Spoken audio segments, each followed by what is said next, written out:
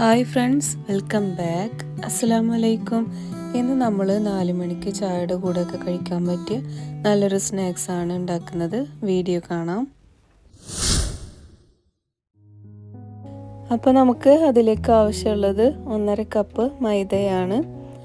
പിന്നെ നമുക്ക് വേണ്ടത് 1/2 കപ്പ് പഞ്ചസാര എടുത്തിട്ടുണ്ട്. നിങ്ങൾക്ക് മധുരത്തിന് ആവശ്യമുള്ളത് എടുത്താൽ മതി. പിന്നെ അതിലേക്ക് ഒരു നുള്ളു ഉപ്പും കൂടി ചേർത്ത് കൊടുത്തിട്ടുണ്ട്.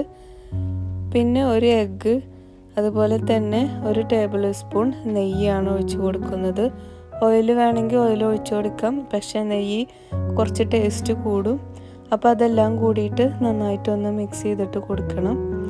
പിന്നെ നമുക്ക് പാല് വേണം. ഇത് നല്ല തണുത്ത പാലാണ്, ചൂടാക്കിയിട്ടൊന്നുമില്ല. പാലിന് പകരം വെള്ളം വേണമെങ്കിലും ഒഴിച്ച് കൊടുക്കാം. അപ്പോൾ നമുക്ക് ഇത് കുഴച്ച് കിട്ടാനുള്ള പാലും കൂടി ചേർത്തിട്ട് നന്നായിട്ടൊന്ന് കുഴച്ചെടുക്കണം. പാലിൻ്റെ അളവൊന്നും ഞാൻ പറയണില്ല. അപ്പോൾ ഇതാ ഇതുപോലെ തന്നെ കുഴച്ചെടുക്കുക.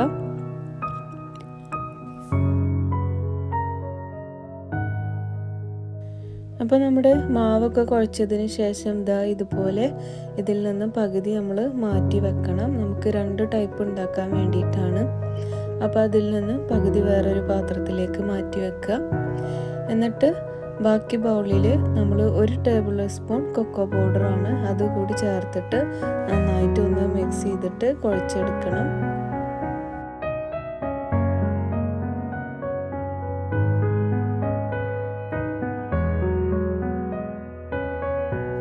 ഇപ്പം നമ്മൾ 2 ഡോയും റെഡി ആയിട്ടുണ്ട്. നല്ല സോഫ്റ്റ് ആയിട്ട് തന്നെ ഞാൻ കുഴച്ചെടുത്തിട്ടുണ്ട്. ഇനി നമുക്ക് ഇതൊന്ന് പരത്തിയെടുക്കണം.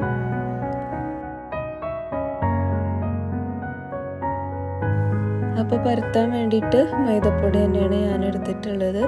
അത് നല്ലപോലെ തൂക്കി കൊടുത്തിട്ട് ഒട്ടി പിടിക്കാത്ത രീതിയിൽ നമ്മൾ നന്നായിട്ടൊന്ന് പരത്തിയെടുക്കുക.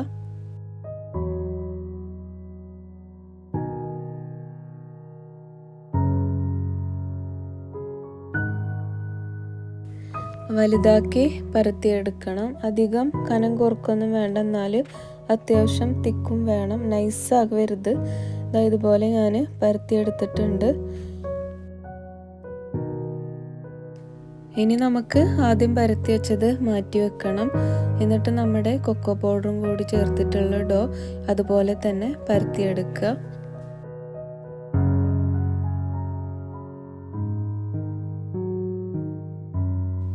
ഈ തിക്കിൽ മതിയാവും, അധികം കനം കുറയ്ക്കരുത്. അപ്പോൾ അതാ രണ്ടും പരത്തി എടുത്തിട്ടുണ്ട്. ഇനി നമുക്ക് ആദ്യം പരത്തി വെച്ച ഡോ ഇതിൻ്റെ മുകളിലേക്ക് ഇതേപോലെ വെച്ച് കൊടുക്കണം. എന്നിട്ട് നന്നായിട്ടൊന്ന് പരത്തിയെടുക്കണം. അധികം അമർത്തി നമ്മൾ പരത്തി കൊടുക്കരുത്. ജസ്റ്റ് ഒന്ന് 2-3 തവണ റോൾ ചെയ്ത് കൊടുത്താൽ മതി.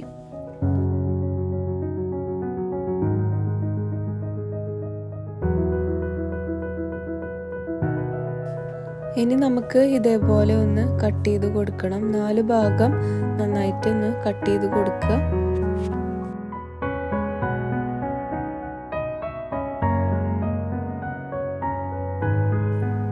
അപ്പം നമ്മൾ പരത്തിയെടുത്തിട്ടുണ്ട്. ഇനി നമുക്ക് ഒന്നുകൂടെ അതിൻ്റെ മുകളിൽ 2-3 തവണ കൂടിയും അധികം പ്രസ് ചെയ്യാതെ ഒന്ന് റോൾ ചെയ്തെടുക്കണം.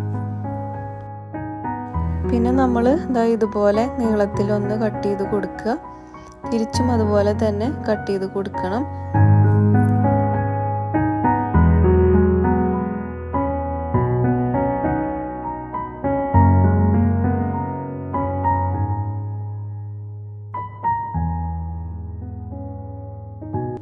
ഇനി നമുക്ക് അതിൻ്റെ 2 വശം കൂടിയിട്ട് ഒരു സൈഡിലേക്ക് ആക്കിയിട്ട് അതൊന്ന് നന്നായിട്ടൊന്ന് പ്രസ് ചെയ്ത് കൊടുക്കണം. അതേപോലെ തന്നെ അതിൻ്റെ ബാക്ക് വശം കൂടി ഞാൻ ഈ വീഡിയോയിൽ കാണിക്കുന്ന പോലെ ചെയ്താൽ മതി. 2 ഭാഗം ഇതുപോലെ പ്രസ് ചെയ്ത് കൊടുക്കുക. അപ്പോൾ നമുക്ക് ഇതിനെ ഒരു കടലയുടെ ഷേപ്പിൽ കിട്ടും. നമ്മൾ കറിയൊക്കെ വെക്കുന്ന കടലയില്ലേ, അതിൻ്റെ ഷേപ്പിലാണ് നമുക്ക് കിട്ടുക. ഞാനിതിൽ കാണിക്കുന്ന പോലെ നിങ്ങൾ ചെയ്തെടുത്താൽ മതി. അപ്പം നല്ല ഭംഗിയാവും കാണാൻ.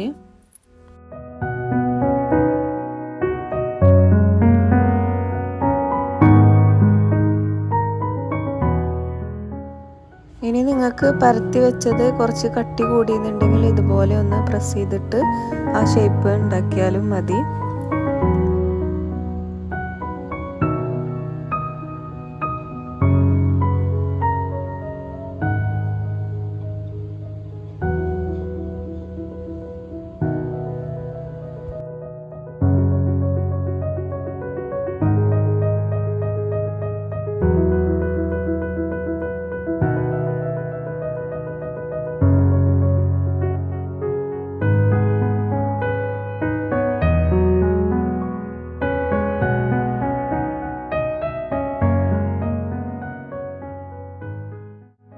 അപ്പോൾ ബാക്കിയുള്ളതും കൂടിയിട്ട് നമ്മൾ ഇതുപോലെ പരത്തിയിട്ട് കട്ട് ചെയ്തെടുക്കണം.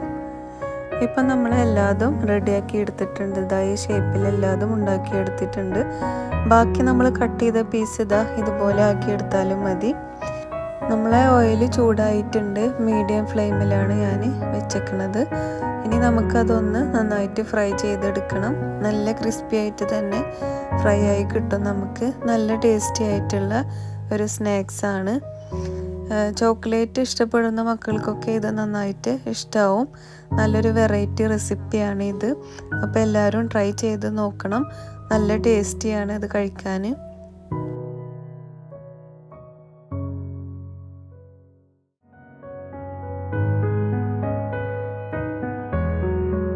അപ്പോൾ നമ്മൾ എല്ലാതും ഫ്രൈ ചെയ്തെടുത്തിട്ടുണ്ട്. ഇതുപോലെ നല്ല ഭംഗിയുണ്ട് ഇത് കാണാൻ. കഴിക്കാനും നല്ല ടേസ്റ്റിയാണ്. അപ്പോൾ എല്ലാവർക്കും ഇഷ്ടമായി എന്ന് വിചാരിക്കുന്നു.